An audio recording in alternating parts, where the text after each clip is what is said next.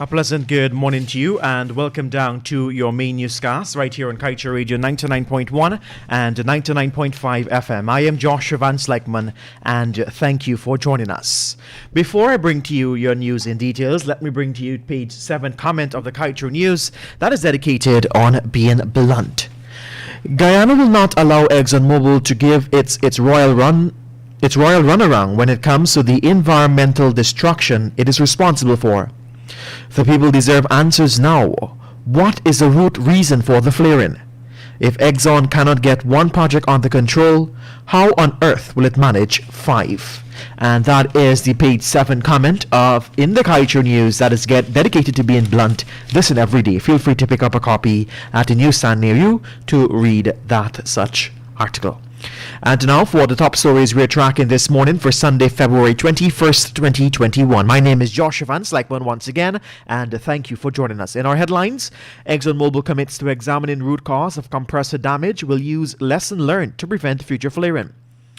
Understanding the draft local content policy part 4, government wants 90% of the onshore and offshore engineering and 100% of subsea systems to come from Guyanese. Businessman allegedly received COVID-19 vaccine meant for frontline workers and a GPHC senior staff member being investigated. 2 local companies ready to invest in the quarry operations, and the EITI launches program to advance beneficial ownership and transparency. And shareholder rebellious against ExxonMobil Monk's world's largest money manager demands greatest climate change disclosure. Get the details of these stories and much.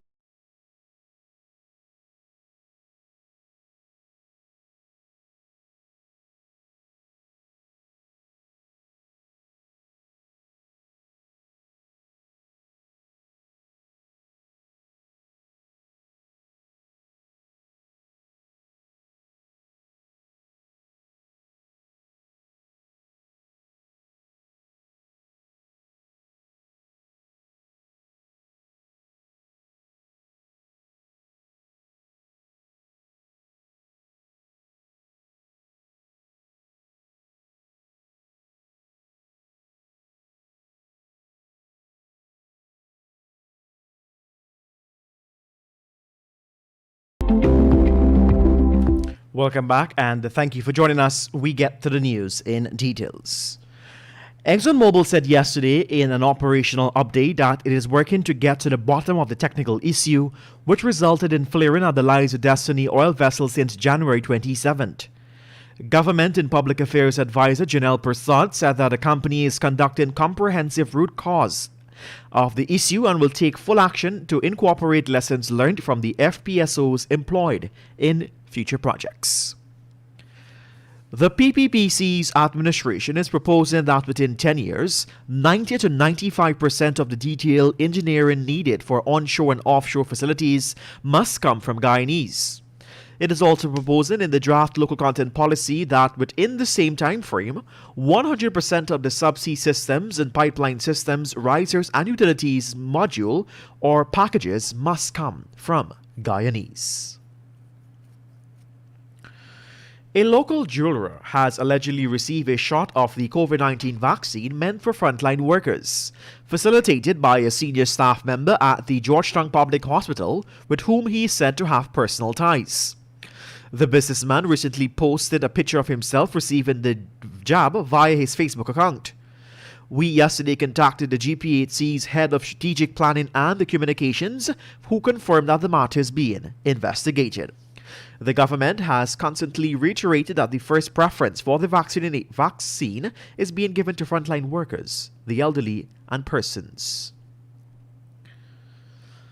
And moving on with your main newscast, 2 local companies, Royal Builders Incorporated and Queensway, are set to invest over $800 million into the 2 proposed quarry projects to cater to Guyana's demand for, considering this current limitations of supply and the anticipated increase in demand for the engineering oil and gas sector.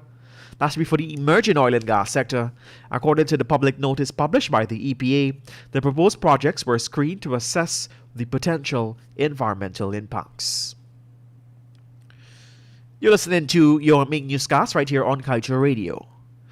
The Extractive Industries Transparency Initiative, an open ownership and a global non-profit organization, recently launched Opening Extractives, a global program to advance beneficial ownership transparency. It is aimed to make a dramatic and sustainable difference to the level of public available information on the individuals who own and control extractive companies. According to a statement on the launch from the EITI, to which Guyana is a member of, anonymous companies remain a quiet obstacle in the fight against money laundering and corruption. The world's largest money manager and second largest investor in ExxonMobil, BlackRock, issued a most recent update that there would be a change to the way it engages corporations. BlackRock, which manages $8.67 trillion in global assets, said it would be more inclined to vote in favor of shareholders' resolutions and against board of directors in companies.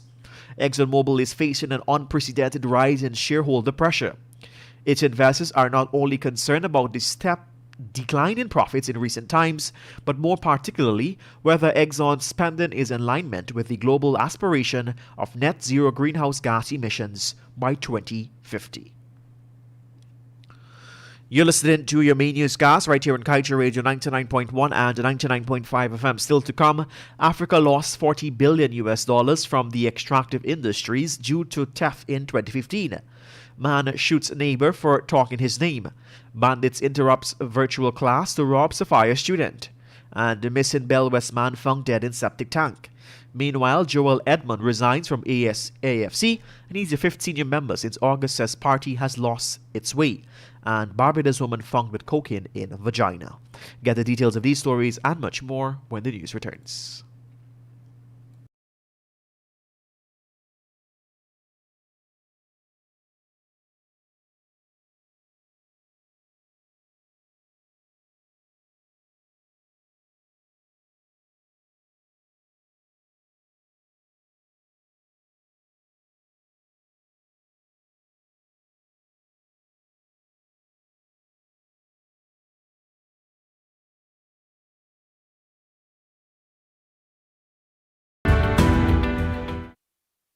Welcome back and thank you for joining us right here on Kaieteur Radio. Let's get to the news. Let's continue rather with the news in details. Africa lost $40 billion in 2015 from the illicit financial flows related to the exports from extractive industries. This is according to a report by the United Nations Conference on Trade and Development, titled Tracking Illicit Financial Flows for Sustainable Development in Africa. The report defines the IFs as a movement of money and assets across borders which are illegal in source, transfer, or use. Most of the loss was calculated in the gold supply chain, with diamonds and platinum taking up the rest. Yearly IFFs from Africa in all industries stands at $88.6 billion and equivalent to 3.7% of Africa's GDP. A Pleasant man yesterday shot his neighbor twice for reportedly talking his name with a woman. Nursing gunshot wounds to his abdomen is Keith Johnson, 32, of Prince William Street, Pleasance, East Coast, Demerara. According to police, Johnson was shot around 8 hours during a confrontation with his neighbor and former best friend, aged 26. Johnson reported investigators had stepped out his yard and was about to head to work when his alleged shooter appeared armed with a .32 revolver. Johnson is currently at the GPHC while ranks are on the lookout for Johnson's shooter. Two bandits on Friday interrupted the virtual classroom of a 19-year-old male resident of Ayfield, South Sophia and robbed him at gunpoint. The young man was attacked by two men armed with a gun around 13 hours. He detailed that they held him at gunpoint and told him to stay quiet. One of the bandits then proceeded around the entire house, where they stole cell phones, an undisclosed sum of cash, and a total of $430,000 worth in gold jewelry before escaping. The matter was subsequently reported and police headed to the area to investigate. So far, detectives have questioned several individuals and also obtained camera footage from the area. And in some tragic news, a man who was not heard from or seen by his friends since Tuesday evening was yesterday found dead in a septic tank.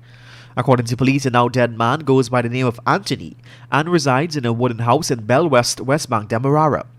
The man's body was discovered in the morning after his neighbors were alerted by a foul stench emanating from his yard. The corpse was wrapped in a sheet and lying in a septic tank. Detectives learned that Anthony occupied the house with another individual. That individual too has not been seen since Anthony's disappearance. And the AFC yesterday lost its fifth member to resignation since the change of the government last August, this one being Joel Edmond, a 2-year executive of the coalition-aligned party. Edmond publicly came out yesterday to announce his resignation, which he said was of immediate effect. We reached out to Edmond and asked him what prompted his withdrawal from the AFC. He said that following the protracted March 2, 2020 general and regional elections, the AFC further quote-unquote lost its ways. He said that after the loss, he expected the party to regroup, recommence projects, and get back to the basis. And finally, at this time, suspicious movements by an outgoing female passenger yesterday at the Eugene F. Correa International Airport led to her being busted with a quantity of suspected cocaine. According to sources, the passenger is identified as 23-year-old Tamara Melville. Officers disclosed that the woman had inserted a package with the narcotics wrapped in condoms up her vagina. Meanwhile, Leslie Melville reportedly told the officers that she had also ingested 73 pellets filled with cocaine. And that's the news at the moment. Let's remind you that you can get the full details of these stories and much more by picking up a copy of the Kaieteur News at a newsstand near you or head across our website at kaieteurnewsonline.com. I am Joshua Van Sleckman. Thank you for joining us, and Kevin Smith joins us next with your Weekend Review, whereby we recap all the top stories we carried over the past week.